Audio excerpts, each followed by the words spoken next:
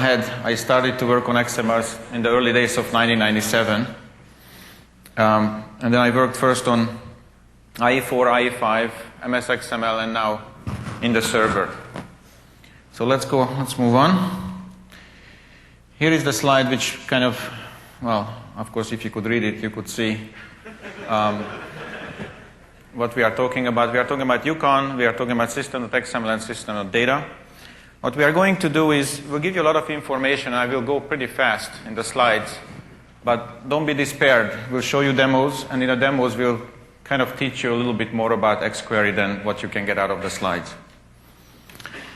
So here's the agenda. First we talk about SQL 2000, little bit about XML scenarios, Yukon XML support, ADO.NET, SQL client, you will see all the good stuff.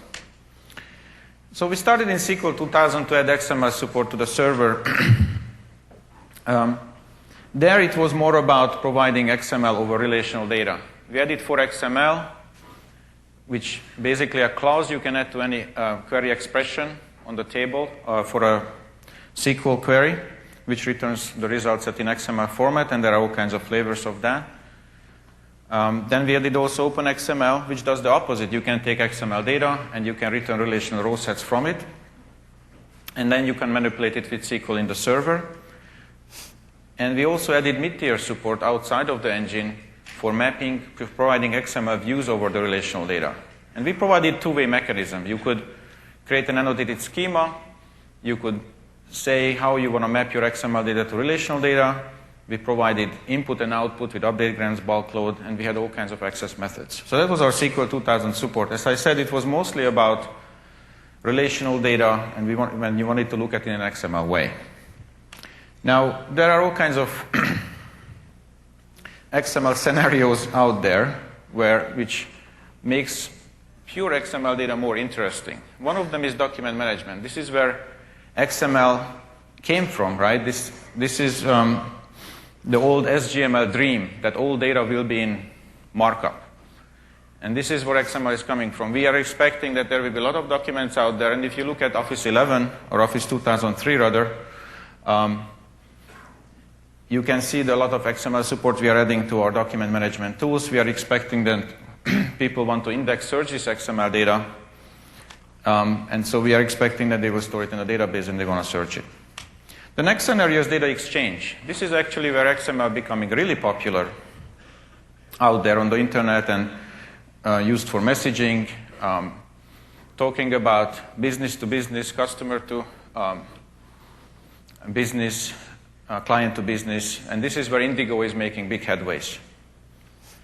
And the third scenario I wanted to briefly talk about is collaborative applications, where you use a mid-tier, usually a mid-tier application server to gather data from all kinds of XML data sources, manipulate it, transform it, return it to your client, and this is where BizTalk is playing a big role.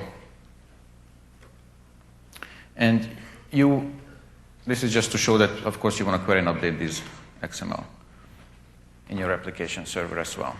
So now we move on to Yukon XML support. So given that there is all this XML data out there, we are expecting that you want to store that in the database. Now we are not saying that you don't want to store your structured data anymore in your database. Far from it.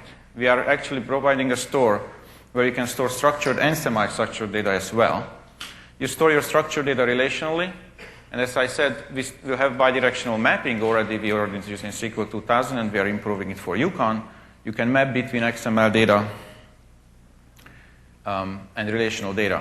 On the other hand, you can store now your loosely structured or semi-structured data stored in native XML form if you choose so. And for documents, usually that is your only choice.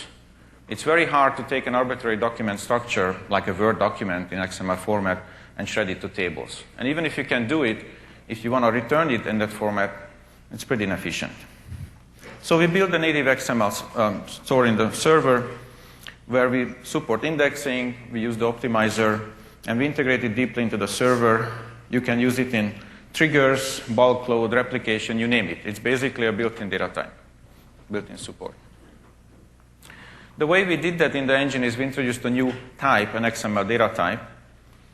We unified the XML and relational store in a way that you can put this data type into columns, You can put it into variables. You can use it as parameters. And as I said earlier, we are leveraging the same industry strength infrastructure we built in SQL Server. We used the existing optimizer. We extended it, but it's the same engine. We added also XQuery support to query the XML part of the data. This is embedded inside T-SQL, and I will show you examples how it's done. We extended XQuery with data modification. The current standard is not supporting data modification yet. It's going to be coming in the next version, which is probably wise because, it's better be done now. And we also added XML schema enforcements. Client access is there using ADO.NET, but also, of course, our older interfaces, OLEDB and OLEDBC is supported as well. A little bit about 4XML and OpenXML. This is the technology we introduced in SQL 2000. We are fully backward compatible with it in Yukon. We added a couple of enhancements to 4XML. One of them is that now 4XML can return an XML data type. So if you wanted to actually further manipulate or store the result of a 4XML query, you can do that now in the engine, which was one of the big requests we got from our customers. Given that you can actually do this, now you can write nested 4XML queries. Since if you write a subquery which returns 4XML, an XML data type format, you can use that result in your outer query. So you can actually generate arbitrary result sets with 4XML now, which is very nice. You can assign it to an XML data type instance, and we added support for our new data types, which I'm listing also here for OpenXML, and varchar max, var_max, and the user-defined types in the CLR. Now, how did we implement this XML support? We added the new native SQL types XML, as I said. And here is an example how you use it in a table. I will show a demo also, where we create a docs table with a primary key column and an XML data type column. We can store typed or untyped instances both. We can do some optimizations if you type it, and I will show you how that's done.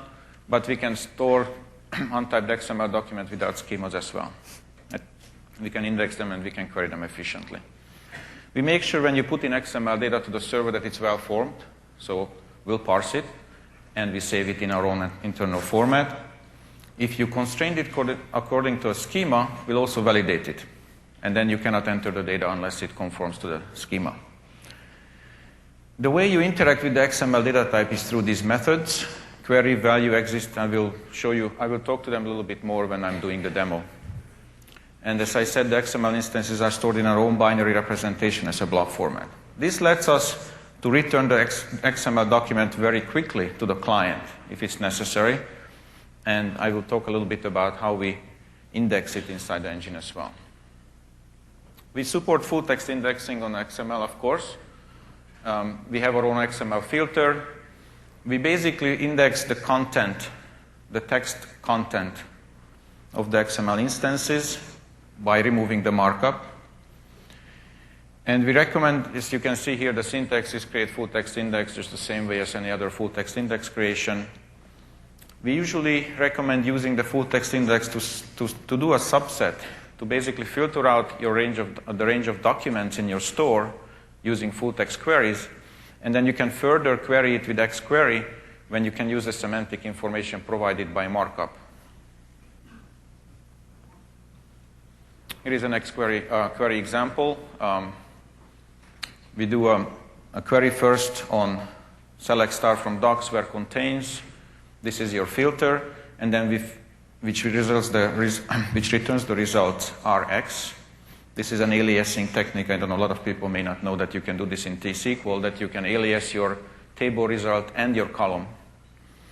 And then we are using that R.X and we are querying into it. We support the XML lang attribute, which you may know can designate language islands, different language islands in your XML document. And so our full text index filter will support that and make sure that we use the right stemming and other full text features. So now let's move on to the demo.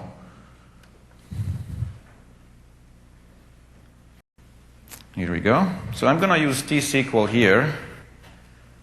I already created this database, and I said use demo, so I'm going to skip that part. So here we are creating a table. As you can see, I use an identity column and an XML column, where I say this is not null, and I put a primary key constraint on the table. So let's create this table. And now I want to insert some data. So the way we do this is we use this new open row set provider we wrote, which can take any file from disk, and it will return tuple, which contains it as a single entity lob in this case, which means it's a Unicode lob. So now we can just take this and we can insert this into the table. Now, let me show you this file actually loaded in here.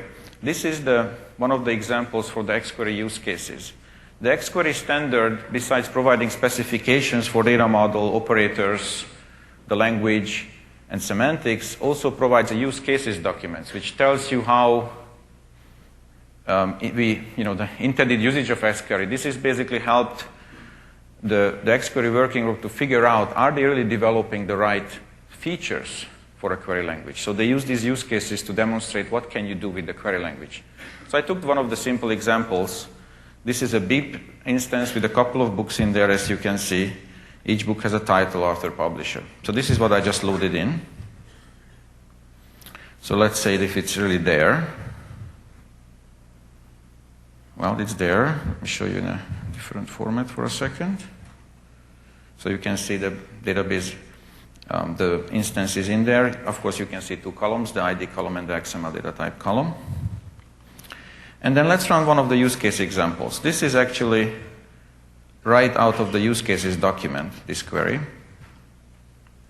And what this query does, it uses the path expression /bib/book, which returns all the books from the bib element. Of course, there is only one bib element here, but if there were multiple bib elements, it would go through them as well. So for each book in the bib element, where the publisher, with any of the publisher element would be Edison Wesley, and the year attribute would be greater than 1991, return a new element. Here we are constructing a new element, book. We are setting the year attribute to the value of the year attribute out of B, $B. As you can see, this is a variable, which is basically bound to the book. And we return the title as a sub-element. So this is the query. Now, as you can see, the way we merged xQuery into SQL Server is we used the T-SQL framework. We are embedding xQuery expressions inside T-SQL expressions. So you always start with T-SQL, you always start with SQL, and then you can use xQuery expression. And here I'm demonstrating the query method, which is one of the methods I was talking about. So let's run this query. Here I'm saying select from docs where ID equal 1, because I only want to go against this one document. And then I get the result back. I get the bib element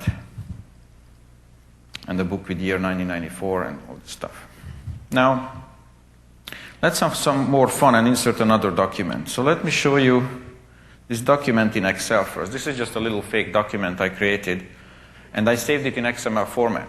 In Office 2003, you can save almost all your documents in XML format, and so I wanted to demonstrate for you that you can take this, save it in the Excel spreadsheet format, and load it into the database. So I'm going to close this for now. Come back here. Now this is, if you notice, this is a Unicode. Let me show you actually here in the workbench first the document how it looks like. This is a UTF-8 document. Here is workbook. It uses namespaces, which ties them to the Microsoft Office schema. And then we have a couple of worksheets in here. As you can see, there's a worksheet for customer visit, named customer visit, another worksheet named sightseeing. So we're going to load this one in. Now, as you can see, we actually returned the identity column value here. This is a new feature in T-SQL that even DML statements can return data.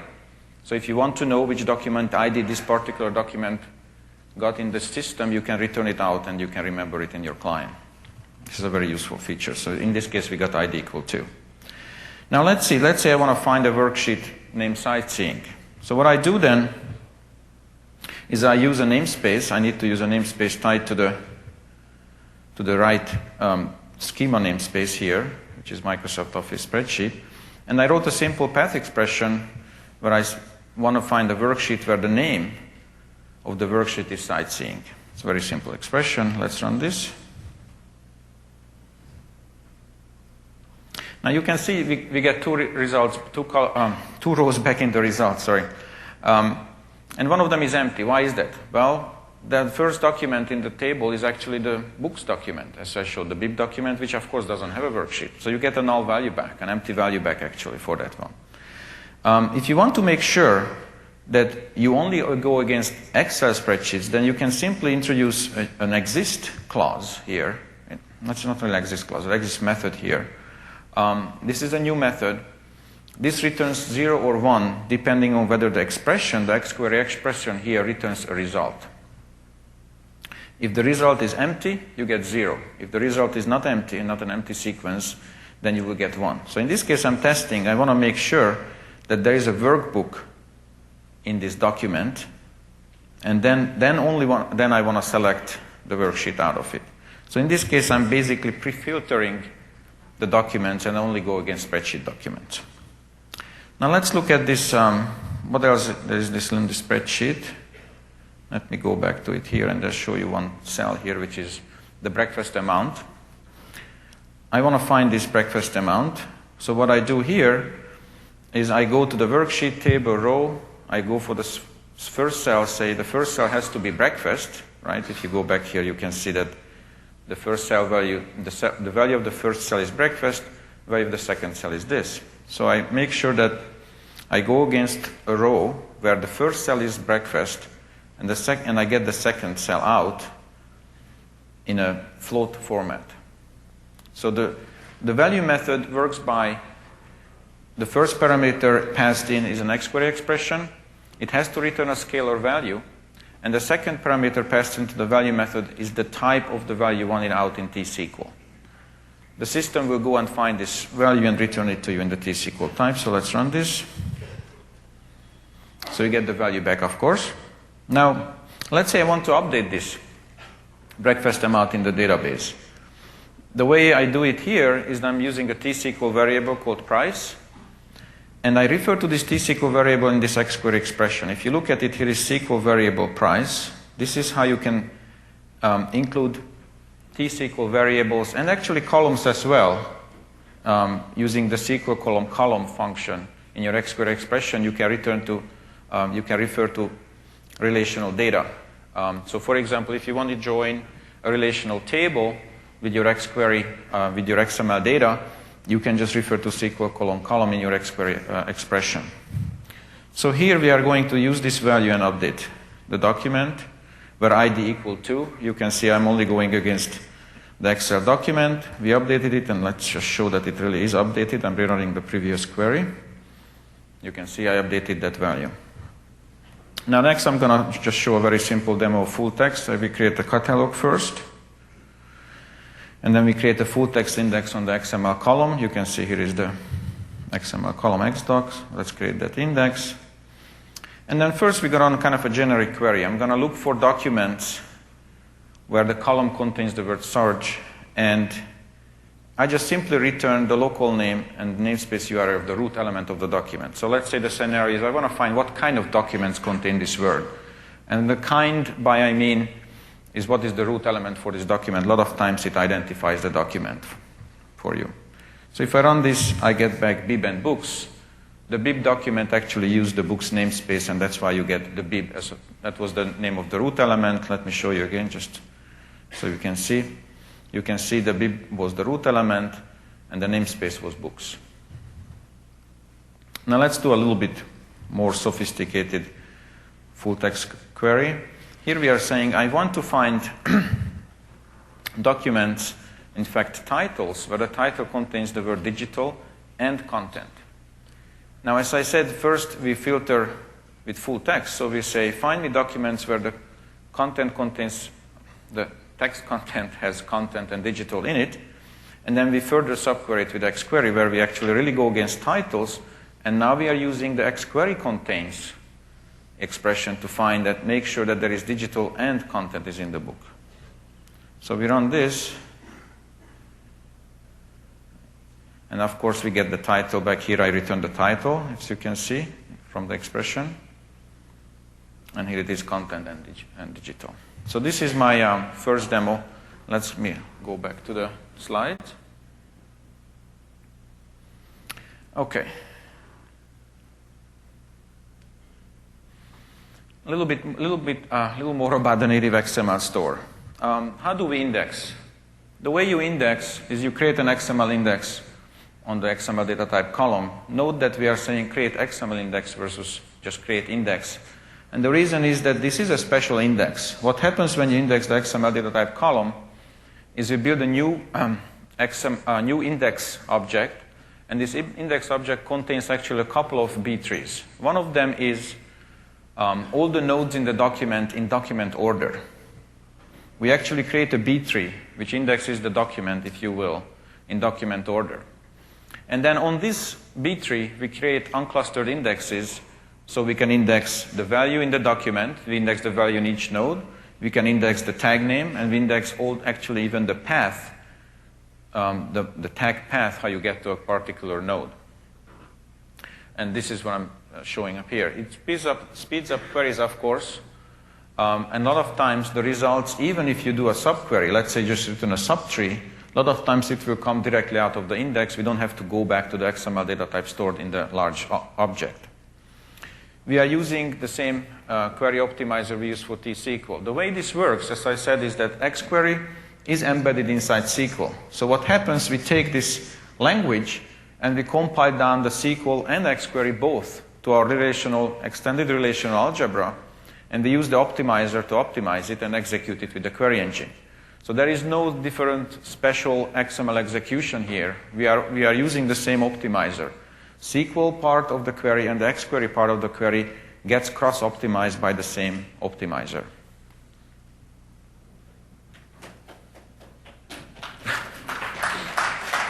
Thanks. Now let's dig into a little bit xquery. Most of the time I want to show you these, talk about xquery using examples, but I wanted to talk a little bit about xquery. This is a new standard. It's been going on for quite a while. I believe it started in 1998, the original document where we started to talk about let's create an XML query language. And it went through quite a bit of turmoil in the last couple of years, but now it's almost done. This is a simple query expression. Again, we are embedding it inside T-SQL, select ID, x.: query, and this is a simple path expression where we start with doc. There is a predicate that we want to return or go through document nodes with ID equal 1, 2, 3, and then we are using // which is a recursive going through the descendants of the node and find sections where the etnum is greater than 3. Now, this was just normal XPath expression. A lot of you're probably familiar with that. xquery added a for iterator. So now you can iterate through the results of this path expression and you can construct new elements. And here we are constructing a topic element. So xquery has basically a couple of major components. One is the flower expression, which is, you could think of it as an iterator, and it's quite similar to the SQL select from where, except it's using for where return, if we forgot about the let for a second. The let, in some sense, you could think of it, lets you alias result sets inside your query expression. It subsumes XPath 1.0 and 2.0 through turning it into XPath 2.0. The major difference here is that xquery and XPath 2.0 can understand XSD types, which XPath 1.0 cannot. And this is a big extension in xquery. This is very important because this is how you can introduce static typing. The XSD schema lets us actually add typing information to the data model. xquery introduced element constructors, which was missing for XPath 1.0, and again, this is very important. Operators are order preserving. When you're operating on ordered data, which is XML documents usually are, of course, you want to support order, and you get usually results in document order, except a couple of operators like distinct, which doesn't preserve order. And it supports strong typing. As I alluded earlier, the XQuery type system, the XQuery data model, can import XSD type information and basically annotate nodes with the type information. And it supports strong typing and static typing in the language.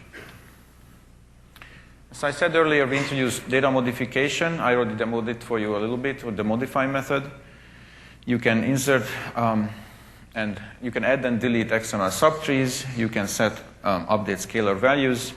This example adds a new section after section 1. As you can see, we update docs. We call the modify method. We create that new element section, and we inserted it after doc section where the number is 1. XML schema support. We are using the W3C standard XML schema here. You can import it into the database. We can use it both for validation and for typing, which is kind of different. Validation basically means that you make sure that your XML instances have the right shape. And typing makes sure that in your query expressions, you derive the right types and you provide, hopefully, at compile time errors about your data. In fact, now, with XQuery, if you just write the path expression and you refer to an element which doesn't exist, you will get a static error if your XQuery implementation supports static runtime, static errors.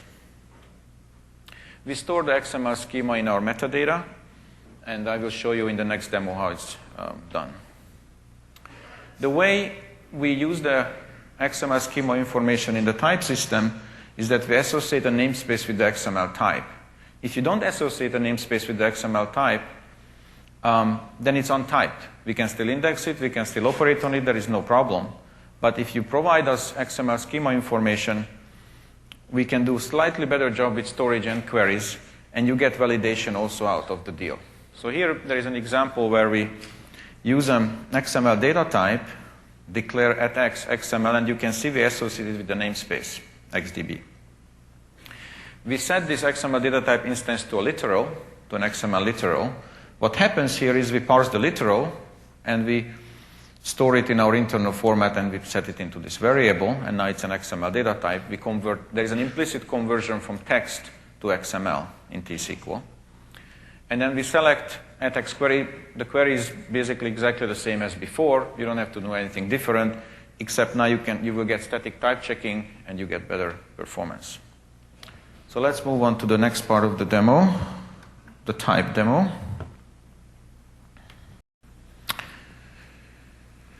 So here what we are doing first, we're going to insert import an XML schema into the database. We are going to use an XML data type just for fun, and we are selected from out of a file. Let me show you the file. This is the XML schema for this book instance we used before.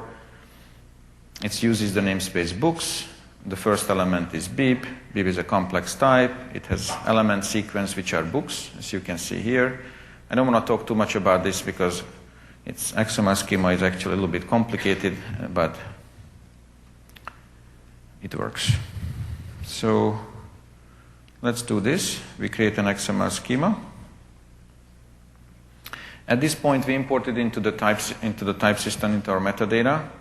So let me show you. I'm selecting out of two system views out of our metadata, the XML namespaces and XML components.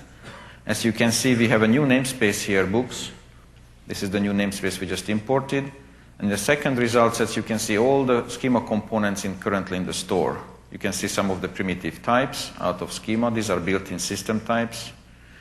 And then, let's see down here, some of the new types imported into the system. So that's how it works. Now, let's say you want to recreate the information out of your schema information. We added intrinsic where you can, for any given namespace, you can regenerate your schema document. So we go here, we take the metadata information and assemble it back to the XSD document. Now, let's delete the Excel document from this table, and let's convert the XML column to a typed column. This can happen, for example, you start working on untyped XML documents, but at some point you decide, I like to use a schema because I want to get validation, I want to get static typing from XQuery, in which case you just simply alter the column type, and now you tie this XML column to this book schema. Now what happens behind the scenes is that we go through all the instances and we validate them. We make sure that they actually valid according to the schema. You cannot just alter the type from a column when it doesn't, the instances doesn't adhere to the schema. Next, I wanted to just show you how to create an XML index on the column. Create XML index. And we show the metadata a little bit about the indexes. What happens here is you get, where is it? Here. Down at the bottom. Is it at the bottom? Yeah, here. This is the new XML type. And we have a couple of unclustered indexes built on it, which is age ID value and age ID clustered. Okay, now, if I try to insert the Excel spreadsheet again into this table, it should fail. And it fails, as you can see. It's probably hard to see because it's red, but could not insert the file because, oh wait, the file is open. That's not the right message. Here we go. All right. So specified element is not valid at this location.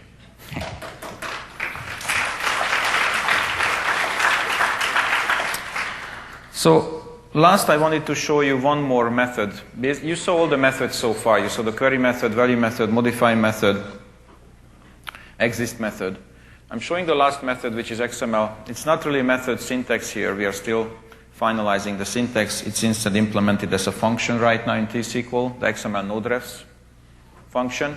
This is basically a row set generator. In some sense, it is similar to OpenXML. OpenXML could take an XML data type or XML text and shred it and return to your relational result set.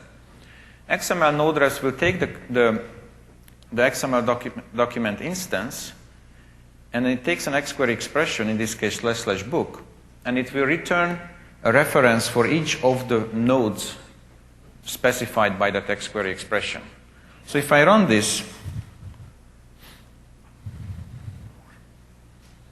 what I get is since remember there were 4 books in this instance, I will get 4 tuples. And here I'm using cross-apply, which is our new T-SQL functionality actually. What cross-apply does that for each document in the table will apply this function and use the right instance. So it is correlated to this instance. So as you can see, we get 4 references. Now using this, you can now use these references and grab additional data out of your XML data type instances. This is useful, as I said, if you want to manipulate your XML, if you want to join it, for example, to tuples in other tables. In this example, I'm using the reference noderef returned out of this XML noderefs function, and I return the title. Notice that it is relative. It's a relative path expression. We are using ./title instead of /title. So when we do this, we get 4 title elements. Of course, because it's for each book, we grab the title element out. So that concludes the type demo. Let me go back to the slides. What else do we have? And I think I'm done. Arpan is next. All right, thank you.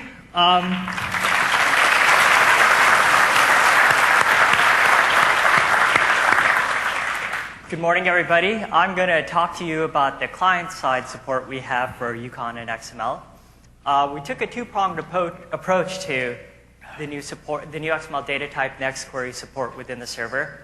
The first thing we did is update system.data. So within the SQL client, we have the SQL data reader. It now has a new function available called get SQL XML reader, which returns a new type called SQL XML reader. From this type, you can get an XML reader which can plug into the rest of the system.xml framework. So all the rich facilities we provide in system.xml, like transformation and validation, it's now layered on top of Yukon. We also have support in the data set for loading the XML data type. So the first thing we have is you can get an XPath document where the column type is XML. Again, this allows you to exploit the rich services we have in system.xml. And we have full data binding support for this. So this isn't in your bits today. It's scheduled to be delivered in would-be beta 1. but you'll be able to data bind to a data set just like you do today. And when there's an XML column in there, you will be able to drill down into that and view that. The second approach we took was in system.xml. If you're familiar with our SQL XML technologies, we have this concept of mapping over the relational database. What we've done is taken that mapping concept to the next level and brought it into the .NET framework and incorporated it into system.xml. So I'll talk a little bit more about mapping now. In SQL XML today, you have the concept of annotated schemas, which is the XSD, which is the XSD you want to have from the XSD view you want to have from the database, and the annotations in there which map elements and attributes from the XSD back to columns and tables in the database. The problem with this is it's not very flexible and it's not very easy to reuse parts of your different XSDs. What we've introduced with system.xml is this concept of a three-part mapping. So now what you would have is an XSD which describes the XML representation you want to expose from the database. You have the relational schema, which is what your database looks like. And there's this intermediate format called mapping, which relates how the relational schema maps into the XSD. This way you can reuse your relational schemas and your XSD schemas and have different mappings depending on your scenario. One of the benefits with now having the relational schema is that we can do optimizations that we weren't able to do with SQL XML. One of the problems before was we didn't always know the types that were going to be in the database. Now that we have this relational schema, we have that type information and can use it for a lot of optimizations. Another feature of the new mapping is we now support stored procedures and UDFs. This was a major drawback in SQL XML today, where nobody wants to change their existing database schema. They have access via SPs or UDFs, and we just couldn't solve that before. With the new version of mapping, we can now map on top of those and provide full support. And we're also introducing tool support. So before, you used to have to edit your XSD by hand. It just didn't work for a lot of people. Now we're going to have a graphical tool that basically have your XSD on one side, your relational schema on the other, and drag and drop between the two. If you want to see a demo of that, or actually a video of that, please visit our booth in the expo hall. So what are the main features we added to system.xml? First thing is xquery support overviews. So I talked about mapping, and in SQL XML, we only had XPath support. Now that Yukon has xquery support, we're also bringing that down to the client and giving you xquery over the entire database. What this allows you to do is, instead of having a mixed relational and XML view of your data, you can view everything as XML and treat it completely as XML. We do much better translation into T-SQL than we did in SQL XML. A lot of tips and tricks we thought of after we've shipped that and now incorporated into that. We leverage Mars support. I'm not sure how many of you are familiar with Mars. It's a new technology, multiple active record sets. What it lets us do is, instead of shipping 4XML explicit queries to the server, we can now issue multiple queries on the same connection and build a hierarchy on the client. This is much more efficient than making the SQL Server engine do this. And as I mentioned before with dataset, we have full data binding support. This is for the XPath document. So instead of having to load into the dataset to get data binding, you can now bind directly to the XPath document. Another feature of SQL XML that we've moved into system.xml is the bulk load feature, this XML bulk load feature. What we can do is now take large XML documents and shred them into the database in a very efficient manner. And there's ID propagation, which was a very highly requested feature. The last thing we've done is introduced a new object called the XML adapter. Hopefully most of you are familiar with the data adapter. The idea is you query your database, you fill the data set, you make changes to the data set, and those changes get pushed back. We have the same exact model in system.xml. You query the database with xquery, you fill the XPath document, you can now edit the XPath document, and those changes are tracked. You can now provide those changes to the XML adapter, and the changes are automatically pushed back to the database. So I'm going to show a quick demo here of mapping and XQuery over the database. This is a very simple demo. I'm a big fan of reporting services, so this is the very poor man's reporting services demo. What this is it's one simple ASP.NET page.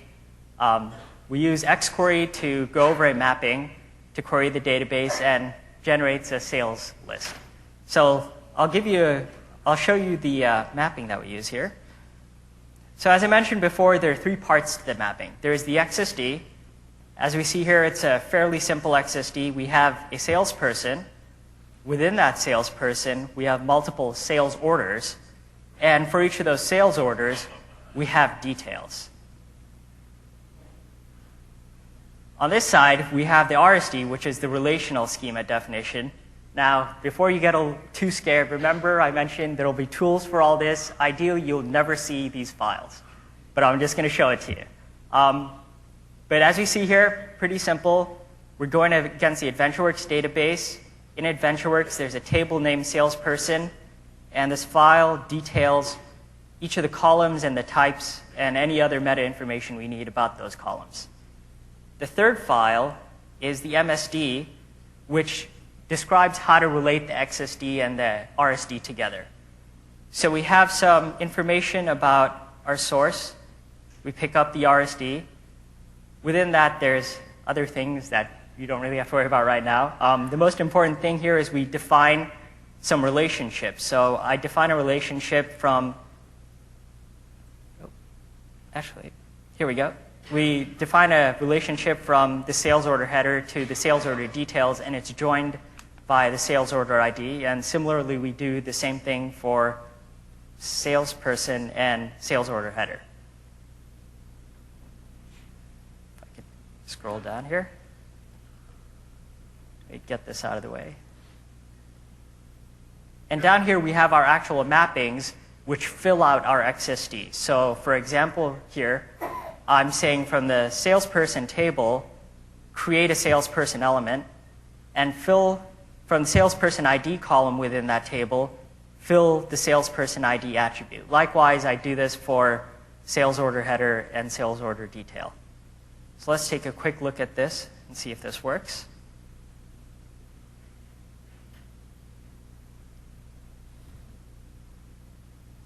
So the first thing that happens is we've introduced this class called the XQuery processor. It's the client-side mechanism for executing XQueries against SQL Server and documents. What we do is we provide it the mapping that we just saw. This allows the XQuery processor to understand that. And we have a query string here. Let me explain this a bit. So we have a namespace here, a Microsoft namespace. These are extension functions that we're going to provide in our implementation of XQuery. The extension function we're using right here is called mapView. Within XQuery, there's a document function which you typically use to reference the documents you want to query over. In this case, since we're querying over mappings rather than actual XML documents, we've introduced this new function. So we pick the view we want to query over, and this is a fairly simple query. We're just grabbing the salesperson whose salesperson ID is 23. We then compile the query and make a connection to the database. Let me go back here. Make a connection to the database, and we'll just jump to execute. So there we go. So we've now executed that query against the database. If we take a look at results, actually you guys won't be able to see this too well, but for those of you in front, you'll be able to see that results has a bunch of XML associated with it. The next thing we're going to do is take those results and actually provide it to the XSL transform class. So as you notice, my mapping was very sparse. It was just the basic metadata associated with the hierarchy I had. What I want to do now is generate an HTML page from that data. So I'm going to use XSLT, and I have a pretty simple style sheet that takes the data that I got as a result of the X query and generates HTML from it. So we'll run through that. And here's poor man's reporting services. So for salesperson 23, we get a list of all the orders that are associated with that salesperson. And for each of those orders, we have a list of their details. So the mapping automatically built the hierarchy based on the fact that I asked for salesperson 23. It automatically went out and got all its orders and got the corresponding details. So, okay. One week I should show the XQuery demo. Sorry? XQuery demo, I didn't show the XQuery Builder? Yeah. Yeah. So let's go back to our, I need to show you one more demo. The XQuery builder in SQL Workbench, so you can see how to build XQuery.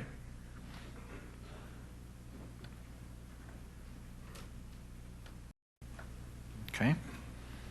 So here is a SQL Workbench. I'm going to use the same database I created before. You just say new XQuery. And I apologize for the font size, but here I cannot make it big enough because then I cannot do anything. So we go to the tables. Here's the table we created. We go to the columns. And here is the XML document column, XML data type column. We're going to drag it into the source document pane. And as you can see, since the document was now constrained against the schema, it takes the schema structure and shows it to you here. So I'm going to recreate the same query we used in the XQuery use cases. So let me go back up there, just so you can see. So what it did, it grabbed all the books out of bib, and it checked for Edison Wesleyan year. So we'll do the same. We'll grab the book, we drag it here. So you can see it immediately created a simple path expression for fetching books. And the next thing I want to do, I want to add the filter. So we go to the criteria grid, and we grab checking publisher, and we say publisher has to be Edison Wesley.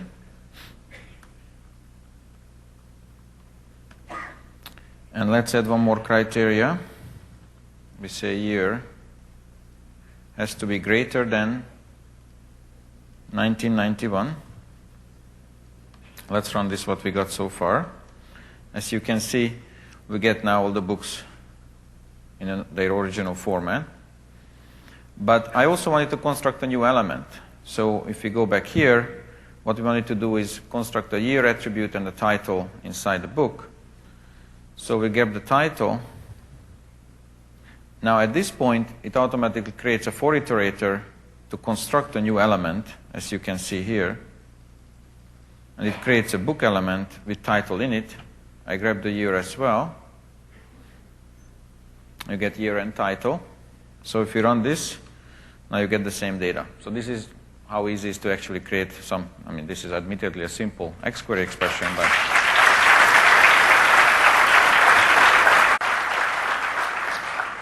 so I'd like to summarize very quickly, and then we can go on to questions. In Yukon, we introduced basically a unified database platform where you can store relational data and XML data in the same database. You can query it through XML views. So if you want, you can stay with SQL and query it with SQL.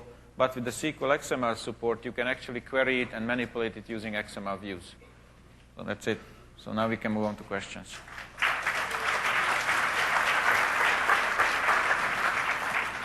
For those of you interested in the features I mentioned about system.xml, there's a talk today at 2 o'clock that will go into detail on bulk load and adapter and even XQuery also. And also, in the SQL Lounge today, we are going to be around. So if you have questions I cannot answer today, right here, we'll answer it later today in the SQL Lounge.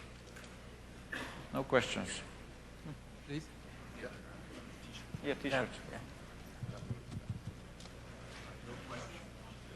Questions? Well, Oh, people who ask questions get T-shirts. Very good. can you Ask your take questions. questions from the mics or Yeah, up front? guys, go to the mic so everybody can. That X-query generator Yeah. in our own apps. I'm sorry, I should have said that. Please go to the I mic don't so people believe can hear you, anybody and has. then I will answer. Yeah? And coding Let me types supported take for this the off. XML? Excuse me? Cool. There we go. Because I spend a very long time building things that just look just like that friend. Right. Yeah, what sort of encoding types you're supporting in the native XML? What do you mean coding types? UTF-8, right? You're Oh, converting it to encoding. the- Sorry, I didn't catch it. We use our SQL, our XML parser, which supports all the encodings basically out there. UTF-8, Unicode, anything you can, anything or Okay, normal. UTF-16, UTF-16 LE, there's some different encodings. I mean, I know one of them doesn't work, at least on the version I was working with. Well, if you look at what system.xml or MSXML supports, Hold on it a second, supports all those encodings. That's the kind of the short answer. There may be some esoteric encodings we don't support in those, but it is basically those encodings SQL XML, MSXML and system.xml support. Okay? Yeah, quick question on XML indexing. I believe that if you create a new index on an XML column, that the whole XML column is indexed. You cannot index like elements or paths or nodes individually. Do you have any thoughts on whether or not that will be introduced later, or why it's not in there, or some feedback on that? That's correct. Currently, if you index the XML data type column, we'll index all the nodes. Now, we are thinking about adding what we call partial indexing in the future. But right now, our thinking is that in a lot of times when you build XML applications, since XML is semi-structured and very flexible, you may not even know what kind of queries you're going to run against the XML, in which case actually full indexing is very useful. But I agree with you that eventually providing partial indexes can be useful as well. So we are thinking about adding that in the future. Thank you. Yeah, go ahead. OpenXML is the current way of returning row sets. Is that still the sort of the main route to returning row sets within SQL? Out of XML data? Yeah. Well, it's still working, but now we are there are two ways which are somewhat different, but serves better. It's better in terms of scalability. One of them is, as I showcased, the XML noderefs method. You can take your data in an XML data type and shred it with the noderefs method, and that actually scales better than our OpenXML implementation. The OpenXML implementation is still there, but we suggest to use that as the future. And that's one. The other one is what we showed is the mapping. So you can use the mapping code, and now with the SQL CLR support inside Yukon, you can run the managed mapping code even in the engine. So if you wanted to take XML data and you wanted to shred it into tables, you can use the mapping support Arpan was talking about to map your XML shape into relational shapes. So that's another way to do it. So the noderefs functionality works directly with the optimizers, because currently with OpenXML, if you try and join to it, you've got an issue and it's just an external row set. And Yes. See, exactly. With OpenXML, it's a row set provider. So it is still a row set as far as the optimizer is concerned, but it doesn't know much about it. With XML noderefs, the optimizer can know way more about the data, know statistics. It can use the XML index to actually get the data out. So it's a way more efficient way of looking at XML relationally, if that's what you need. If you're using an XML data type within local variables, can that be indexed? Excuse me? No, not in a variable. Variable won't be indexed. Okay. But if you put in a table, it will be.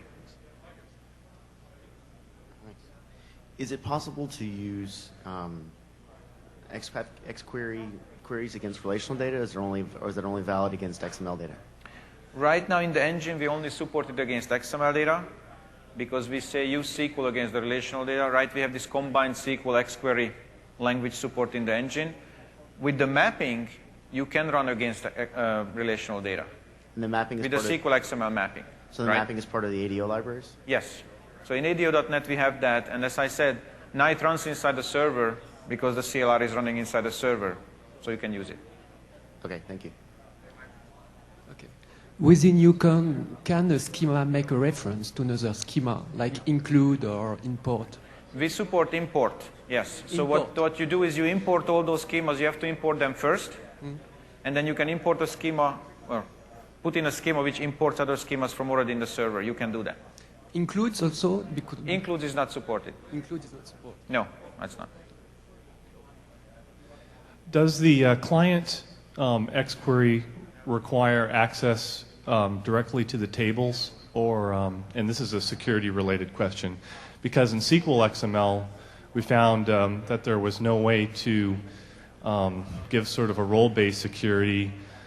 We had to actually give the application permissions to read from the tables directly. So how does security fit in with the client X-query? Well, you will need to. What I would recommend is to use views in this case. So in your relational schema, you can just refer to views. Or as Arpan said, you can also use stored procedures or even user-defined functions as your data sources now in the mapping. So, but I would suggest views for this case. So all the client features of X-query can use a stored procedure and get the same functionality? Yeah, it should be able to.